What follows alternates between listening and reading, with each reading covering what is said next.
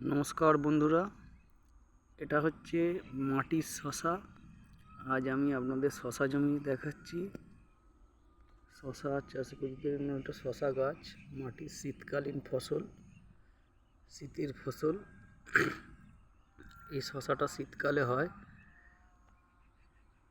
এই যে দেখতে পাচ্ছেন শীতের ফসল শশা, মাটির শশা। দেখুন, এক হাত বা দু হাত ছাড়া ছাড়া বসাতে হয় মাটির শশা।